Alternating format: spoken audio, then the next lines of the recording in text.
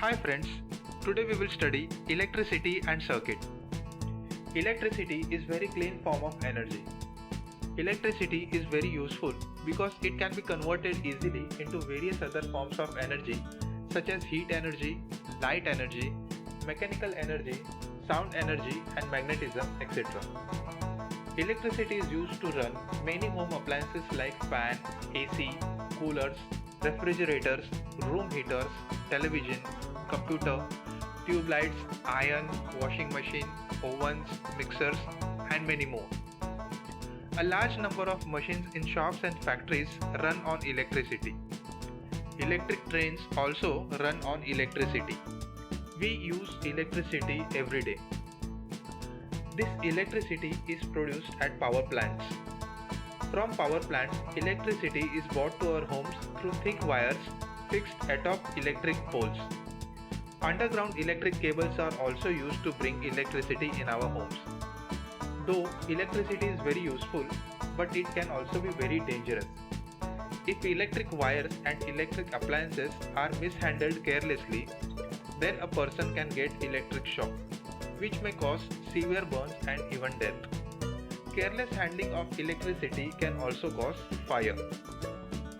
A danger sign consisting of a skull and bones is usually displayed on electric poles, electric substations, electric transformers and many other places to warn the people about danger. We should never use electricity from power points in our homes or schools for performing science experiments because it is very unsafe and dangerous to do so. Let us discuss a safe source of electricity which we can use for our study of electricity by performing experiments.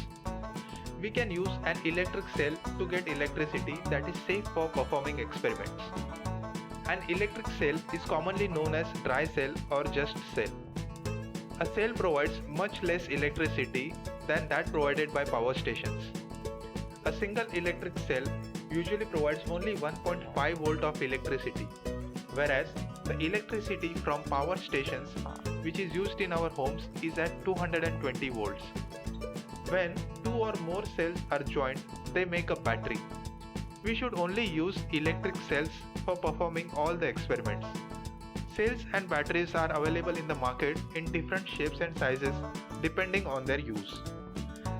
The wristwatch, electric clocks, calculators, toys, mobile phones, cameras, torches, and TV remotes use electricity from various types of cells and batteries for their working. In order to get electricity from a cell or a battery, we must connect it into a circuit. We will discuss this in a while. Electric cell. An electric cell is a device which produces a small amount of electricity. Thus, electric cell is a source of electricity which is a safe electricity as well as a portable electricity. The electric cell is a cylindrical device having a small metal cap on one side and a metal disc on the other side. The electric cell has two terminals, positive terminal and negative terminal.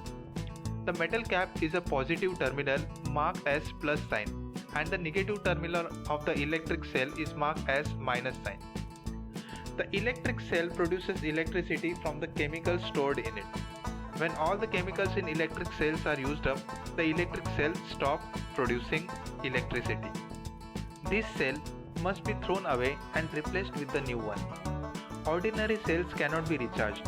However, the electric cells or batteries used in cars, cameras and mobiles can be recharged again and again for many years.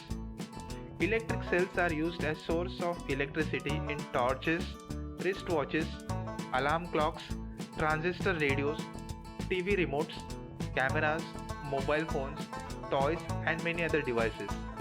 The shape, size and type of cells used for various purposes may be different.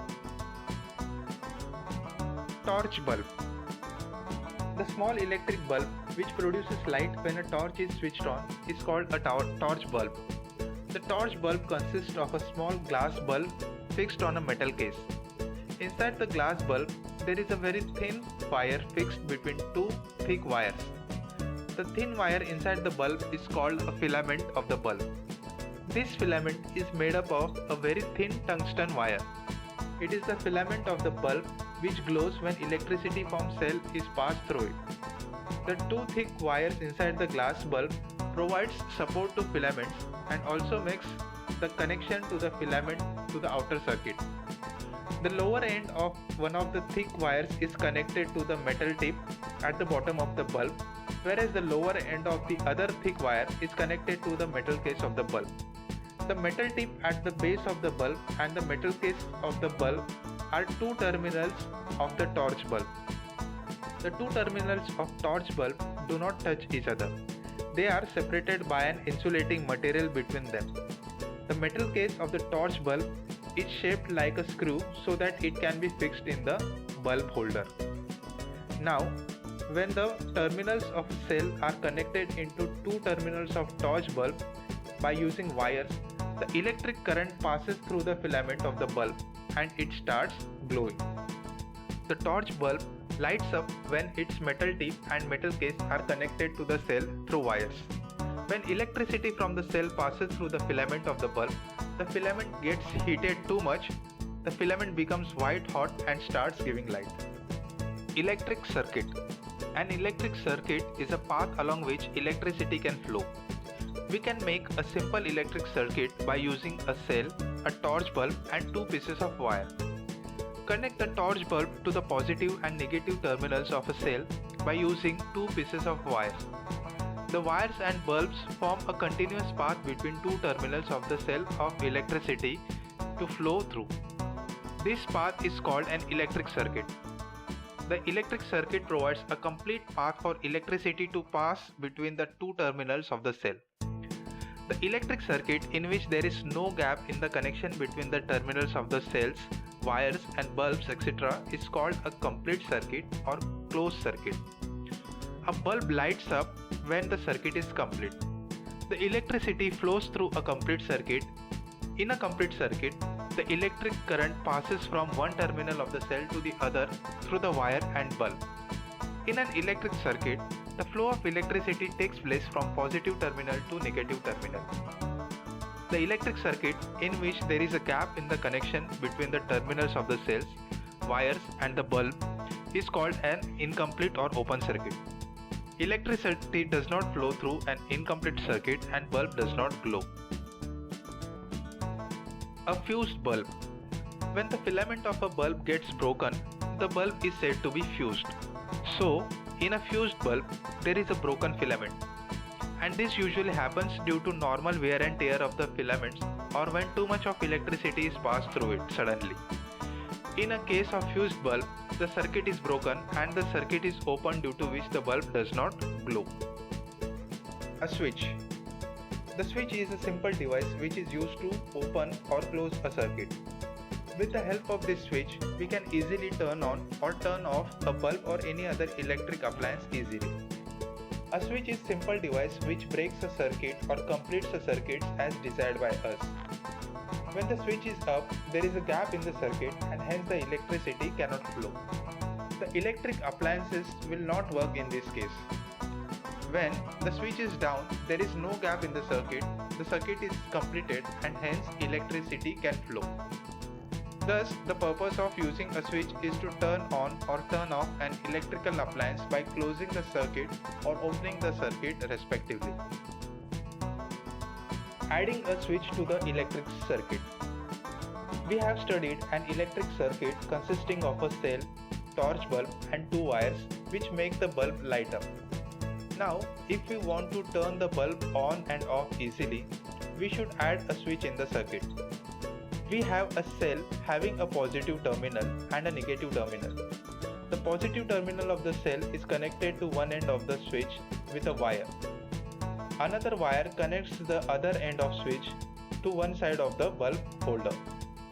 The negative terminal of the cell is connected to the end of the bulb holder directly by means of a wire. Thus, the positive terminal of cell is connected to the bulb holder through a switch, but the negative terminal of cell is connected to the bulb holder directly. In the circuit diagram shown here, the safety pin is not touching the other drawing pin. So, the switch is in off position. As there is a gap between the end of safety pin and the second drawing pin, the circuit is open and electricity cannot pass. If we move the safety pin so that the free end touches the other drawing pin, the bulb will glow. This is because the switch is now in on position, and since the circuit is complete, the electricity passes through the circuit and bulb glows. Again, if we move the pin away from the drawing pin, the circuit will open again and bulb will stop glowing. Thus, a switch can be used to turn on or turn off the bulb repeatedly as desired. Torch. A torch is a portable electric lamp which uses two or more cells to light a small bulb.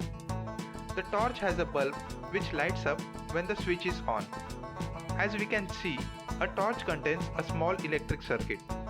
In a torch, two or more cells are connected to torch bulb through a sliding switch. When the switch is slide forward or backwards, the torch is switched on or switched off respectively. When the switch is slide is forward, it completes the circuit and bulb glows. When the switch is slide backward, the circuit is open and the bulb stops glowing. Thus, with the help of a switch, the torch can be switched on and off as required. Electric conductors and insulators. Those materials which allow electric current to pass through them are called conductors of electricity. All the metals are conductors of electricity. Silver metal is the best conductor of electricity. Copper and aluminum metals are also good conductors of electricity. Electric wires are made of copper and aluminum because they are conductors of electricity. The metal alloys like steel, brass and bronze etc. are also good conductors of electricity. All the objects made of metal and metal alloys are conductors of electricity. A non-metal called carbon in the form of graphite is also a conductor of electricity. For example, pencil lead. The human body does not conduct electricity as good as metals. It conducts electricity to a small extent. So a human body is a poor conductor of electricity. A person gets electric shock on touching an uncovered electric wire carrying electricity, because some electric current passes through his body. Water also conducts electricity to a small extent. Hence, water is also a poor conductor of electricity.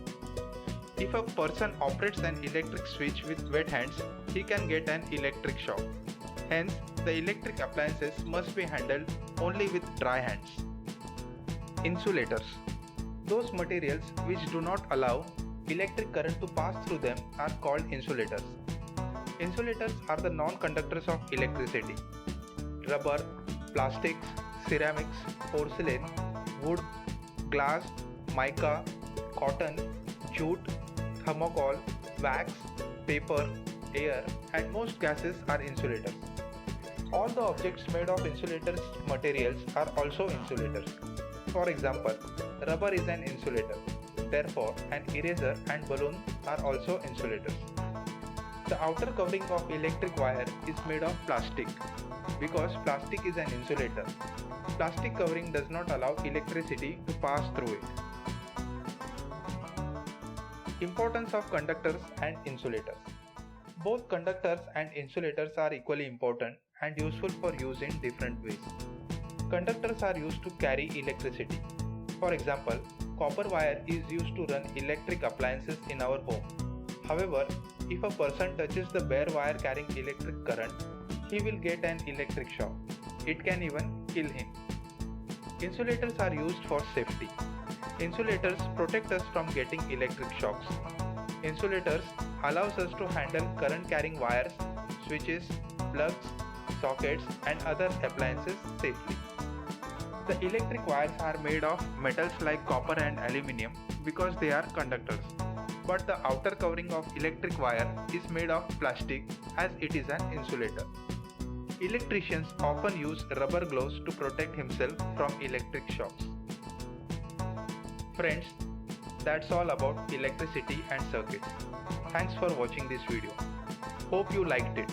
Please do like, share and subscribe to my channel and press bell icon to get notification on new videos. Thank you and all the best.